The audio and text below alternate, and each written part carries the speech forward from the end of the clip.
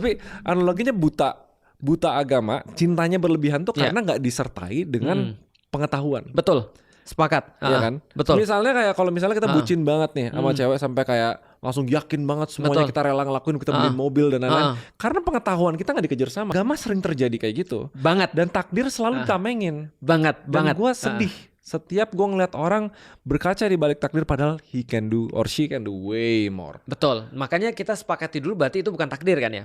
Tapi itu sebenarnya adalah wilayah ikhtiar sebenarnya. Harusnya wilayah ikhtiar. Ya, kemarin kan kita belajar tentang tawakal ikhtiar. Betul. Kan. Makanya sama istiqomah. Wilayah takdir hanya barang-barang yang nggak bisa dia kuasai.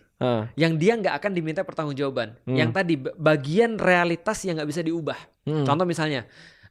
Dan semua orang bisa memaklumi, contoh ya. Nah, kenapa nggak kayak gini? Oke, sorry dipotong. Ini penting. Tadi kan gue nanya ChatGPT dulu soalnya. ChatGPT sempat ada 2 kalau nggak salah. Lupa tadi namanya takdir mu'allaq dan tidak. Dan mubrom. Nah, takdir yang tidak bisa diubah sama takdir yang bisa diubah. Oke. Nah, tapi itu masih di satu buku yang sama nggak kalau teori yang itu? Nggak. Nanti aku akan kasih tahu kenapa. Jadi gini, pembahasan takdir ini ulama-ulama banyak mengartikan. Tapi menurutku ini salah satu pembahasan yang menurutku ya.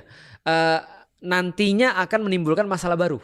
Nanti aku kasih tahu kenapa mu'allaq dan mubrom itu nantinya akan menimbulkan problematika yang baru. Tapi ini salah satu kayak usulan dari para ulama. Usulan dari para ulama untuk mengkompromikan permasalahan-permasalahan yang bisa diubah dan nggak bisa diubah. Oke, ini penting ini salah satu ya. Oke, berarti kita satu-satu dulu ya. Berarti di dalam Islam kalau kita mau ngambil gambaran besarnya, takdir adalah sesuatu yang kita nggak bisa ubah dan semua orang pasti udah ngerti itu nggak bisa diubah.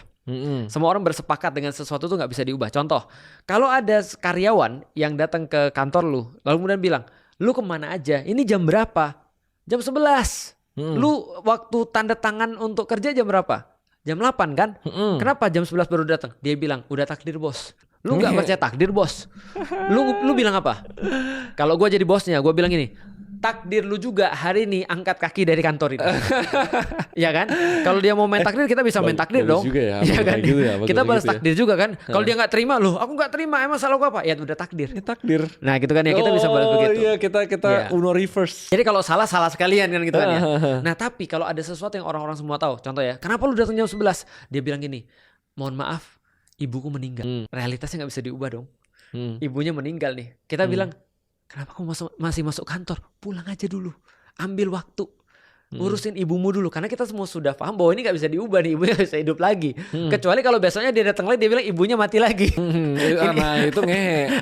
Udah takdirnya tanda tangan surat resign. Nah betul. Nah itu maksudku kan. Nah artinya kalau kita lihat berarti di dalam Islam takdir itu adalah perkara-perkara yang kita gak bisa ubah. Dan kita yakin itu sudah ketentuan Allah dan pasti baik bagi kita.